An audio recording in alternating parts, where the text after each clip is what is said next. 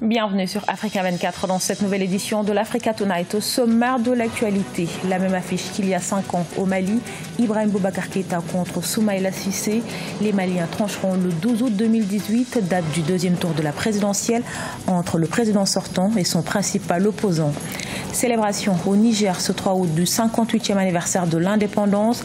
C'est la ville de Maradi, capitale économique du pays, qui a été choisie pour les festivités, avec notamment le coup d'envoi de la fête de l'arbre pour la préservation de l'écosystème. Et puis au Cameroun, l'Institut panafricain pour le développement entend y construire un concertopole, un projet agroécologique qui va aménager 55 000 hectares de bas-fonds dans l'ouest du pays. Comme en 2013 au Mali, le second tour de la présidentielle opposera le président sortant Ibrahim Boubacar Keïta au chef de file de l'opposition Soumaïla Cissé. C'est donc le 12 août que les Maliens vont départager le candidat du pouvoir, arrivé en tête avec 41,42% des voix, et son challenger qui en a recueilli 17,80%. D'ici là, l'heure est aux tractations. Reportage de notre correspondant Mokhtar Bari. Au Mali, l'affiche du second tour de la présidentielle rappelle l'élection de 2013. Il y a 5 ans, Ibrahim Boubacar Keïta était venu à bout de Soumaïla Cissé. L'histoire de ces deux hommes et leur destin présidentiel semblent liés, tous deux héritiers de l'Alliance pour la démocratie au Mali, parti africain pour la solidarité et la justice de l'ancien président Alpha Oumar Konaré. L'État déjà est conforté d'un score de 41%. Il pourra capitaliser sur ça. Mais aujourd'hui aussi, il faut noter que c'est une première pour un président sortant depuis l'ère démocratique en 92. C'est un président sortant est contraint à aller en second tour. Donc c'est ça aussi qui peut jouer en faveur de Soumaïla Cissé. Diplômé en lettres et en relations internationales, Ibrahim Boubacar Keïta a occupé plusieurs fonctions. Il a été respectivement ministre des Affaires étrangères, Premier ministre, puis président de l'Assemblée nationale. Ingénieur informaticien de formation, Soumaïla Cissé, pour sa part, a été plusieurs fois ministre avant de devenir président de la Commission de l'Union économique et monétaire ouest-africaine entre 2004 et 2011. Il faut savoir qu'il y a 7 anciens ministres d'IBK qui sont aujourd'hui candidats contre lui. Donc, on peut en tout cas envisager que ces candidats-là tous rallient le camp de Soumaïla pour barrer la route, n'est-ce pas, à IBK pour un second mandat. Donc, chacun de son côté a ses chances. Maintenant, c'est dans le jeu des alliances qu'il va falloir faire la différence. Ibrahim Boubacar Keïta et Soumaïla Cissé ont tous deux démissionné de l'ADEMA PASJ en 2002 pour se lancer à la conquête de la magistrature suprême, chacun avec sa formation politique. Reste à savoir si le leader de l'Union pour la République et la démocratie, Soumaïla Cissé, prendra cette fois-ci le dessus sur son rival historique. Vous l'aurez reconnu, c'est un sujet de Ibrahima Djoumaba. Dans le reste de l'actualité, comme chaque 3 août, le Niger a célébré ce vendredi son 58e anniversaire de l'indépendance. Pour cette édition 2018, c'est la ville de Maradi qui a accueilli l'événement, placé sous le signe de la protection de l'environnement depuis 1975. La fête de l'indépendance est également l'occasion de planter des arbres appelés les bois du 3 août. Reportage de notre correspondant Sadolizé Mokhtar. L'indépendance du Niger est célébrée ce 3 août. Cette année, c'est la région de Maradi, située au centre du pays, à plus de 650 km de la capitale, qui a accueilli les festivités marquant le 58e anniversaire de l'indépendance du pays. L'hôpital de référence de la ville a été choisi pour célébrer cette fête. La particularité de la fête est qu'en plus de célébrer l'autonomie du pays, elle est aussi celui de la fête de l'arbre. Pour préserver durablement son écosystème, le Niger a lancé un programme de restauration des terres. Aujourd'hui, ce n'est pas moins de 5 millions d'arbres qui vont être plantés sur l'ensemble du territoire national. Donc c'est un coup d'élan très important dans notre action de lutte contre la désertification et de résilience face au changement climatique. Maradi, c'est la deuxième ville du pays, mais aussi la capitale économique. La délocalisation de la fête de l'indépendance à Maradi est ainsi présentée comme une opportunité offerte aux autres régions du pays.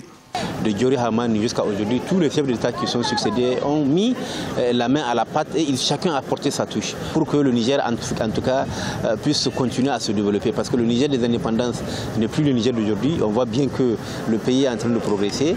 Dans son message à la nation, le président de la République a abordé la situation sécuritaire, la préparation des prochaines élections, la campagne agricole mais aussi le bilan de l'année scolaire 2017-2018. Issoufou Mohamedou s'est félicité de la montée en puissance progressive de la force conjointe du G5 Sahel qui viendra à bout, pense-t-il, des terroristes dans la zone. L'opposition congolaise est invitée à s'unir pour une candidature commune à la présidentielle en République démocratique du Congo. C'est un appel lancé par le président de l'Union pour la nation congolaise, Vital Kamerhe. C'était ce jeudi à l'ouverture des travaux du 2e congrès de son parti, l'UNC. Les précisions dans ce reportage de notre correspondant Jacques Amboka. République démocratique du Congo, l'Union pour la nation congolaise a ouvert ce jeudi 2 août son 2e congrès ordinaire. 3 jours de travaux qui permettront au parti de Vital Kamerhe d'établir un programme électoral à défendre au scrutin du 23 décembre.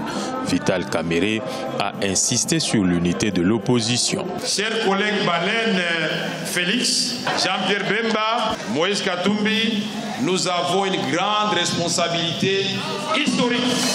Avec l'essaimage des partis politiques, aucun parti politique à lui seul, surtout avec la loi actuelle, ne peut avoir la majorité pour gouverner. Nous allons gouverner ensemble. L'alternance recherchée par l'opposition passe par son unité, une voix soutenue par l'UNC. La présence au Congrès des différents leaders de l'opposition, dont Félix Tshisekedi et Eve Bazaïba, en dit beaucoup. Il faudra cependant aller au-delà des discours. Et nous avons tous réitéré cette forte détermination d'avoir un candidat commun. Le mot d'ordre, c'est d'être flexible. Le mot d'ordre, c'est de comprendre que le Congo, c'est un géant et que chacun peut avoir sa place pour qu'ensemble nous puissions gouverner ce pays. Arrivé en 3e position derrière Joseph Kabila et Étienne Tshisekedi lors de la présidentielle de 2011, Vital Kamerhe entend, s'il est désigné par ses pairs de l'opposition comme candidat commun, hisser la République démocratique du Congo parmi les grandes puissances économiques mondiales. Offrir à l'Afrique une agriculture de seconde génération, c'est l'ambition de l'Institut panafricain pour le développement à travers son projet Concertopole. Au Cameroun, 55 000 hectares de bas-fonds seront aménagés dans la région de l'ouest du pays. Un projet agroécologique qui va restaurer dans un premier temps les terres appauvries afin d'y développer de nombreuses cultures. Reportage de notre correspondante Viviane Baoken. L'insécurité alimentaire est une question qui préoccupe l'Institut africain pour le développement. Et pour mettre sur pied une agriculture de seconde génération et de façon durable, les responsables de cette institution entendent mettre sur pied un Concertopole, un projet agroécologique qui va apporter une valeur ajoutée sur les productions locales. Je vous donne un exemple très simple. Nous avons le cacao. On cultive ce cacao et tous les paysans croient que cultiver le cacao, c'est pour exporter. Mais on peut cultiver le cacao pour transformer sur place et avoir de la valeur ajoutée. Voilà, l'un des éléments fondamentaux, c'est que ce Concertopole puisse avoir de la valeur ajoutée sur place pour ne plus vendre leurs produits à vil prix. Plus concrètement, le Concertopole, quant à mettre sur pied l'Institut panafricain pour le développement, sera aménagé sur 55 000 hectares dans les bas-fonds de la région de l'Ouest Cameroun et permettra dans un premier temps de restaurer les terres appauvries. Et nous avons donc des expertises qui vont nous permettre dans les hauts plateaux de restaurer le système d'antan, notamment au niveau de planter le raffia, qui est une plante reconnue comme pouvant retenir de l'eau. Modifier le système des eucalyptus que nous avons actuellement qui appauvrissent le sol, alors qu'il y a d'autres formes d'eucalyptus qui enrichissent le sol. Grâce à ce projet de Concertopole, l'Institut panafricain pour le développement ambitionne d'offrir à l'Afrique une agriculture de seconde génération. Il fait partie des artistes qui ont marqué le rap burkinabé, ex-membre des groupes à succès OBC et la censure. Mister Yopi est de retour avec un nouvel album, un opus aux nouvelles sonorités, notamment le gospel, comme pour marquer son retour de la Guinée, sa terre maternelle où il a vécu ces dernières années. Son portrait avec notre correspondant Jean-Paul Ouedraogo.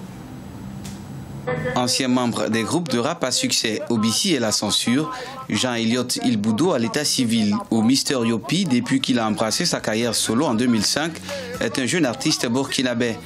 Riche d'un parcours qui entremêle les études cinématographiques et la musique, c'est depuis l'âge de 14 ans qu'il nourrissait la passion pour la composition musicale.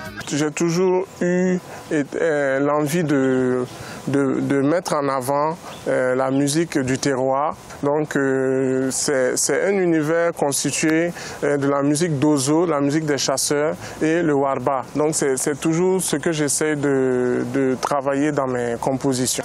C'est en 1999 qu'il a fait ses armes en posant notamment sur la première compile de rap burkinabé Faso Connexion.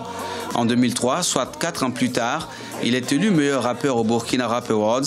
S'enchaînent alors de nombreuses scènes au plan national et international avec les albums Ma Musique et Kabé Bafi.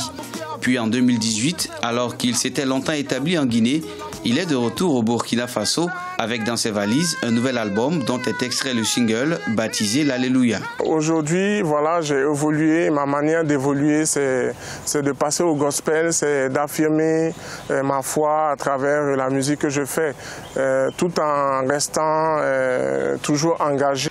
Avec à son actif un répertoire composé au total d'une centaine de titres, l'artiste se dit satisfait de sa carrière qui décolle à peine. Entouré d'une équipe, il fait également dans la production audiovisuelle et est à ce titre le producteur de la série télé Alima ou le rêve brisé, rachetée et diffusée par le groupe Canal. Ce journal a été réalisé par l'ensemble de la rédaction. Merci pour votre fidélité. Dans un instant, une nouvelle édition de l'actualité sur Africa 24.